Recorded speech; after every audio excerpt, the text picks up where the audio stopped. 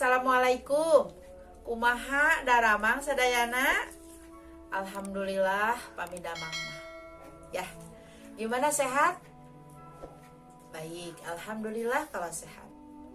Baik anak-anakku, kembali lagi bersama Titin Hotimah untuk mata pelajaran biologi. Pada pertemuan kali ini, kita akan mempelajari bab pertumbuhan dan perkembangan. Sebagaimana kita tahu bahwa pertumbuhan dan perkembangan adalah salah satu ciri dari makhluk hidup. Develop and grow. Masih ingat kan? Ya. Baik, kita simak pelajarannya. Pertumbuhan dan perkembangan. Silakan kalian amati gambar pada slide. Kira-kira apa perbedaan dari keduanya? Ada perbedaan pertumbuhan kan? Yang satu menghadap ke atas, yang satu ke samping. Dari segi warna juga berbeda. Ya, nanti boleh kalian diskusikan dengan teman-teman ya. Ya, baik. Apakah perbedaan pertumbuhan dan perkembangan? Pertumbuhan adalah proses pertambahan volume yang bersifat irreversibel atau tidak dapat balik ke keadaan semula dan merupakan perubahan pada makhluk hidup yang dapat diukur atau bersifat kuantitatif. Misalnya, proses pertambahan volume, proses pertambahan jumlah, itu adalah pertumbuhan. Sedangkan perkembangan adalah terspesialisasinya sel-sel menjadi struktur dan fungsi tertentu dan bersifat kualitatif. Misalnya, sel-sel yang asalnya bentuknya sama, ia berkembang, ada yang menjadi daun, ada yang menjadi batang, ada yang menjadi bunga, atau pada manusia ada yang menjadi jantung, ada yang menjadi usus, dan menjadi organ-organ lainnya yang memiliki struktur dan fungsi yang tertentu. Di sini, contohnya adalah pada pohon mangga. Saat berumur 1 tahun, ya sebesar itu, kurang lebih 50 atau 60 cm. Tapi ketika dia berumur menjadi pohon mangga yang berumur 5 tahun, kita lihat dia sudah semakin tinggi, daunnya banyak dan lebih rindang. Itu adalah proses pertumbuhan. Nah, pertumbuhan dan perkembangan pada tumbuhan itu dimulai sejak biji berkecambah. Lalu bagaimana biji bisa berkecambah? Ini terjadi karena biji melakukan penyerapan air yang disebut dengan imbibisi. Jadi air masuk ke dalam biji sampai biji tersebut menjadi lunak, sehingga enzim-enzim yang berada di dalam biji tersebut menjadi aktif. Lalu terjadilah perkecambahan. Silahkan dilihat. Ada testa kulit biji, ada hormon giberelin, kemudian di dalamnya ada enzim-enzim pencernaan, kemudian ada juga gula yang terdapat pada endosperm. Sudah diamati ya? Baik. Lalu, ada 2 tipe perkecambahan. Tipe perkecambahan yang pertama adalah tipe perkecambahan epigel. Tipe perkecambahan ini adalah kotiledon berada di atas tanah. Kalian bisa lihat pada gambar yang B. Kotiledon berada di atas tanah. Nah, perkecambahan ini terjadi pada tumbuhan berkeping 2 atau dikotil. Misalnya pada tanaman kacang tanah, kacang hijau, kacang merah, dan lain-lain. Pokoknya tanaman dikotil dia memiliki tipe perkecambahan epigel. Untuk perkecambahan yang kedua, yakni perkecambahan hipogeal. Hipogeal ini kotiledon berada di bawah tanah, tidak terangkat ke atas. Nah, tipe ini dimiliki oleh tumbuhan berkeping satu atau monokotil. Contohnya adalah jagung, rumput-rumputan, kelapa. Itu adalah tipe perkecambahan hipogeal. Macam-macam pertumbuhan pada tumbuhan. Pertumbuhan primer ini adalah merupakan pertumbuhan yang terjadi sebagai hasil pembelahan sel-sel jaringan meristem primer atau meristem apikal. Meristem apikal ini terdapat pada ujung batang dan ujung akar. Pada ujung batang ini disebut pucuk. Ini di ujungnya terdapat meristem apikal pucuk. Pembelahan pada meristem apikal pucuk menyebabkan tumbuhan menjadi tinggi. Nah, sedangkan pada meristem apikal akar ini menyebabkan akar tumbuh memanjang. Pertumbuhan primer menghasilkan tubuh primer tumbuhan atau primary plant body yang terdiri atas 3 sistem jaringan, yaitu jaringan dermal, jaringan pembuluh, dan jaringan dasar. Yang kedua, pertumbuhan sekunder. Pertumbuhan sekunder ini menyebabkan batang tumbuhan semakin membesar dan memanjang. Umumnya, pertumbuhan sekunder ini terjadi pada tumbuhan dikotil. Pertumbuhan sekunder merupakan hasil dari aktivitas pembelahan meristem lateral. Nah, terdapat 2 jenis meristem lateral yang berperan dalam pertumbuhan sekunder, yaitu kambium pembuluh atau vaskuler dan kambium gabus.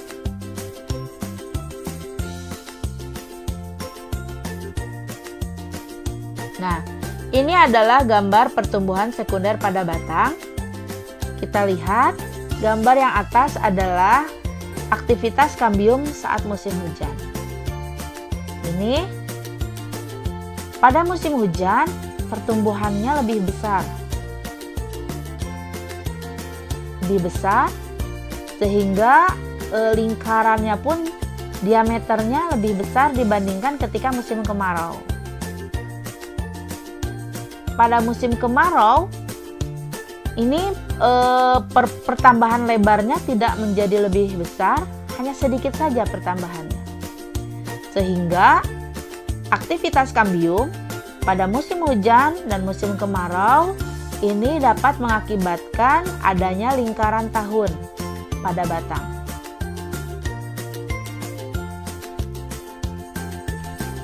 Nah, faktor-faktor yang mempengaruhi pertumbuhan dan perkembangan tumbuhan. Ada 2, ada faktor internal dan ada faktor eksternal. Yang pertama, faktor internal adalah faktor yang mempengaruhi pertumbuhan dan perkembangan dari dalam tubuh tumbuhan itu sendiri. Faktor internal terdiri atas faktor intrasel dan intersel. Faktor intrasel merupakan faktor genetis yang diwariskan dari induknya yang disebut dengan gen. Faktor intersel berasal dari luar sel itu sendiri, namun masih dalam tubuh. Faktor intersel berupa hormon. Jadi ada 2 ya, faktor internal, ada gen dan ada juga hormon. Nah, ini adalah jenis-jenis hormon pada tumbuhan dan bagaimana pengaruhnya pada tumbuhan itu sendiri. Yang pertama adalah hormon auksin. Misalnya adalah IAA, indol asetik acid. Pengaruhnya mendorong pemanjangan batang, pertumbuhan akar dan buah, diferensiasi sel dan percabangan, kemudian berpengaruh pada proses fototropisme. Tempat produksi auksin ini adalah embrio, biji, meristem batang, dan pada daun-daunan. Hormon yang kedua adalah sitokinin, misalnya adalah zeatin. Pengaruhnya adalah dia mempengaruhi pertumbuhan akar dan diferensiasi akar, mendorong pembelahan dan pertumbuhan sel, dan proses perkecambahan. Tempat produksinya, dia disintesis pada akar lalu diangkut ke organ-organ lain pada seluruh tubuh tumbuhan. Hormon yang ketiga adalah giberelin, misalnya GA3. Fungsinya adalah untuk mendorong perkecambahan biji dan tunas, pemanjangan batang, pertumbuhan daun, pembungaan, dan perkembangan buah. Diproduksi dalam meristem batang, meristem akar, dan daun. Yang keempat adalah asam absisat.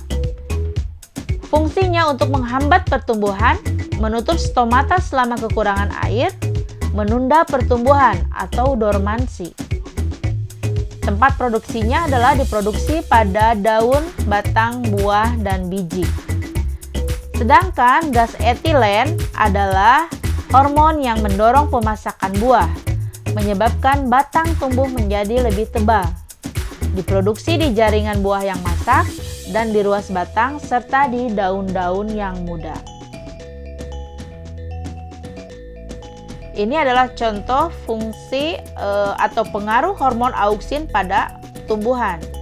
Kita lihat pada kecambah yang sedang ditumbuhkan ini, dia di ujung-ujung batangnya ini terdapat auksin. Nah, auksin ini dia bergerak menjauhi cahaya, menyebabkan sel di daerah bayangan mengalami pemanjangan. Sehingga sel ini akan tumbuh membengkok atau batang ini akan tumbuh membengkok seperti pada gambar, mengarah ke arah sinar matahari. Karena sel-sel yang di daerah bayangan sinar matahari ini dia lebih cepat mengalami perpanjangan dibandingkan dengan sel-sel yang terkena sinar matahari. Silahkan diamati.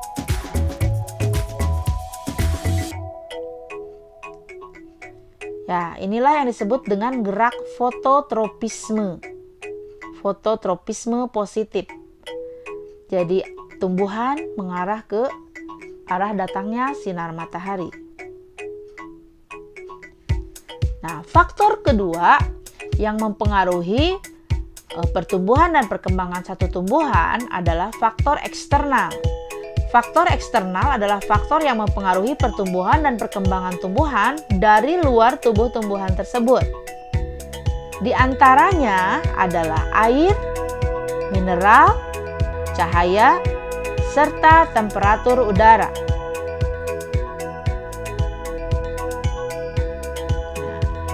Tadi itu adalah pertumbuhan dan perkembangan pada tumbuhan. Sekarang kita akan lihat pertumbuhan dan perkembangan pada hewan dan manusia. Nah, pertumbuhan dan perkembangan pada hewan dan manusia dimulai dari terbentuknya zigot setelah terjadinya fertilisasi atau pembuahan ovum oleh sperma. Jadi zigot ini adalah ovum yang telah dibuahi oleh sperma. Nah, seperti kita ketahui tadi, pertumbuhan adalah penambahan sel, pertambahan jumlah sel yang bersifat irreversibel, tidak dapat kembali ke bentuk semula.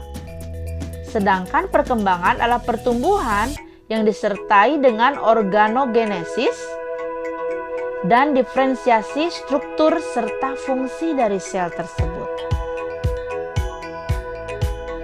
Terdapat dua tahapan dalam pertumbuhan dan perkembangan pada hewan dan manusia, yaitu tahap embrionik dan tahap pasca embrionik. Nah, kita bisa lihat di sini, yang pertama pada gambar adalah pembuahan sel telur, kemudian membelah menjadi 2 sel, 4 sel, 8 sel, 16, 32, 64, dan seterusnya sampai membentuk blastosit. Tuh, seperti itu. Nah, lalu kita lihat Di sini ada gambar fetus berusia 4 minggu, ada 10 minggu, 16 minggu, 20 minggu, dan seterusnya. Ini untuk lebih lengkapnya dapat kita lihat nanti pada sistem reproduksi.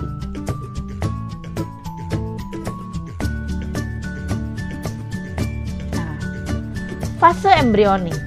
Fase embrionik secara garis besar terdiri dari beberapa tahap, yaitu fase pembelahan, fase blastulasi, gastrulasi, dan organogenesis.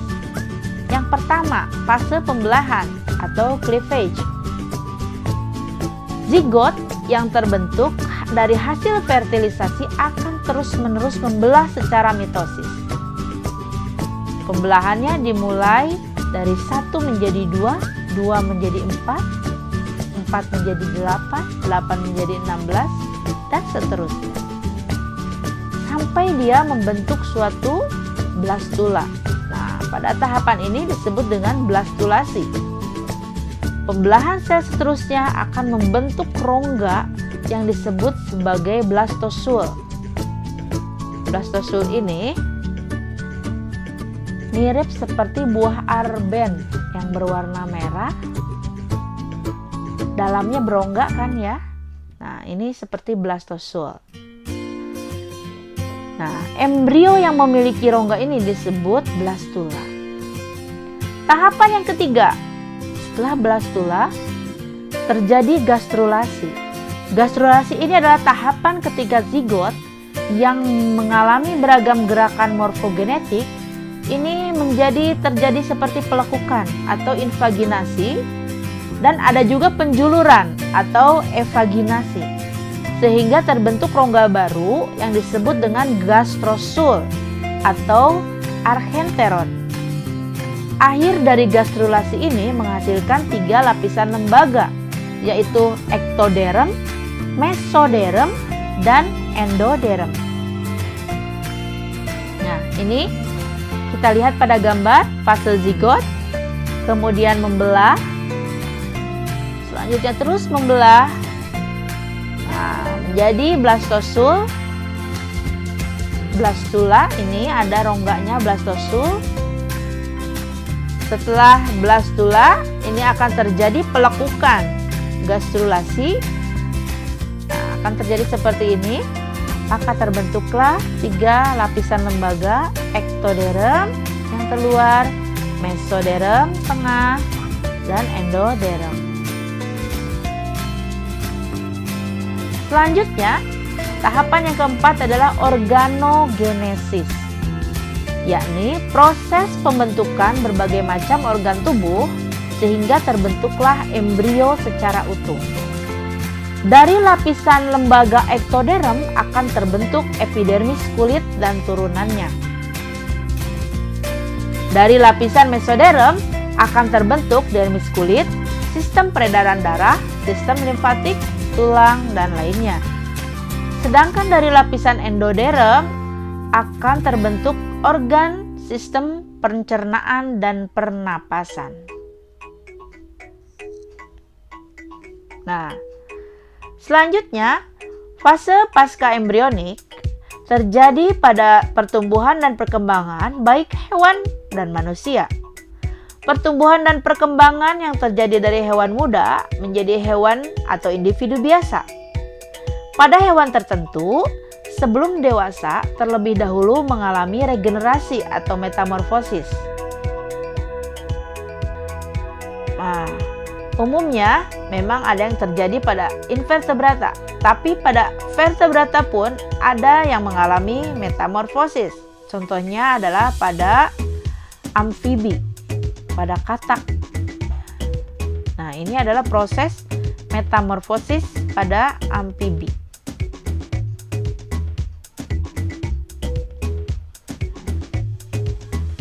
Baik, ini adalah kesimpulannya. Ya, kalian dapat membuat peta konsepnya sendiri ya. Nah, ini adalah contohnya, contoh peta konsep dari pertumbuhan dan perkembangan pada hewan dan tumbuhan. Nah, ini adalah tugas yang harus kalian kerjakan, lalu kalian kumpulkan. Nah, soal yang pertama. Apa yang dimaksud dengan pertumbuhan dan perkembangan? Apa perbedaannya ya? Tadi sudah kan? Ya. Yang kedua, bagaimana proses pertumbuhan pada tumbuhan? Jelaskan. Oke. Soal yang ketiga, gambarkan beda perkecambahan epigeal dan perkecambahan hipogeal. Bisa kan? Ya. Yang keempat, sebutkan faktor-faktor internal dan faktor eksternal yang mempengaruhi pertumbuhan dan perkembangan. Ya. Soal kelima, apa perbedaan regenerasi dan metamorfosis? Berikan contohnya. Kalian dapat mencarinya dari video yang tadi sudah dilihat ataupun mencari sumber-sumber lain sebagai bahan literasi kalian.